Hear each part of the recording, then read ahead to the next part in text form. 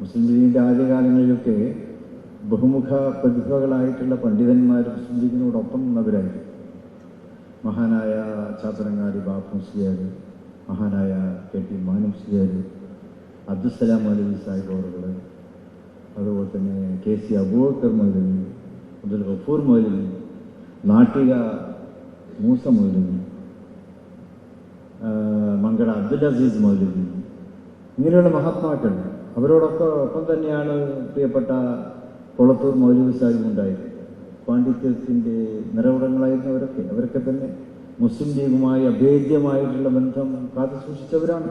മുസ്ലിം ലീഗിൻ്റെ വേദികളിൽ പ്രസംഗിക്കുന്നവരായിരുന്നു. അതുപോലെ തന്നെ അവിടെ ആ വേദികളിൽ സാന്നിധ്യം കൊണ്ട് അവരൊക്കെ അനുഗ്രഹിച്ചവരാണ്.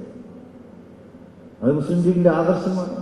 ആ ആദർശത്തിൽ അവർ അടിയുറച്ചു നിന്നു. കൊടുത്തൊരു പോലും നമ്മളോട് പറഞ്ഞ പോലെ തന്നെ ആദർശത്തിൽ അടിയുറച്ച് നിൽക്കുക എന്നുള്ളത് തന്നെയാണ് അദ്ദേഹം കുട്ടികളോടൊക്കെ പറയാറുണ്ട്. പ്രത്യേകിച്ച് MSF-കാർ, യൂത്തിരിയായിരുന്നുള്ള ചെറുപ്പക്കാരുടെ സദസ്സിലൊക്കെ അദ്ദേഹം അത് ഊന്നി പറയാറ്.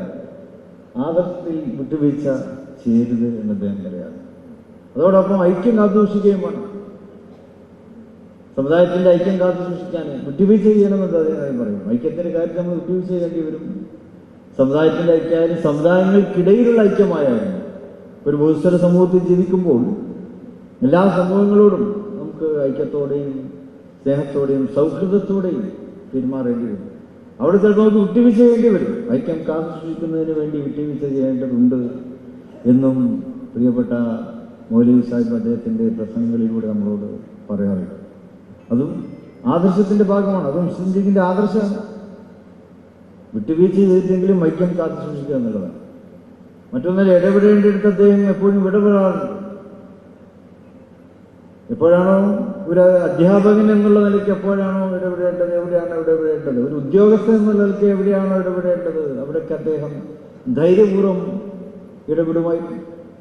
മുസ്ലിം ലീഗിൻ്റെ ഒരു ഔദ്യോഗിക ഭാരവാഹി എന്നുള്ള നിലയ്ക്ക് ഇടപെടേണ്ട സമയത്ത് ആരുടെയും മുഖം നോക്കാതെ അദ്ദേഹം ഇടപെടാൻ തയ്യാറുണ്ടാവുമായിരുന്നു.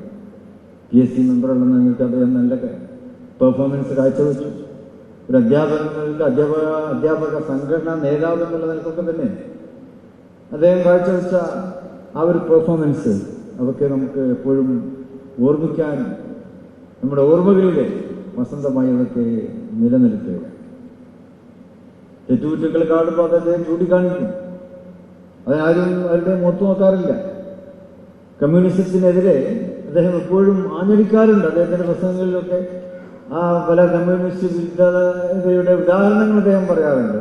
സോവിയറ്റ് റഷ്യയിലെയും കഴിഞ്ഞ കാല അവിടുത്തെ ഗോർബച്ചേവിൻ്റെ പതനം, അവിടുത്തെ കമ്മ്യൂണിസത്തിൻ്റെ പതനം, ഇതേക്കുറിച്ചൊക്കെ തന്നെ അദ്ദേഹം വളരെ വാചാലമായിട്ട് അദ്ദേഹത്തിൻ്റെ പ്രസംഗങ്ങളിലും ക്ലാസ്സുകളിലുമൊക്കെ അദ്ദേഹം സംസാരിക്കാറുണ്ട്.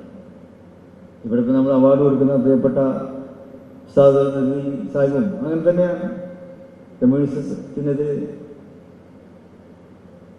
അദ്ദേഹം ആഞ്ഞടിച്ചു.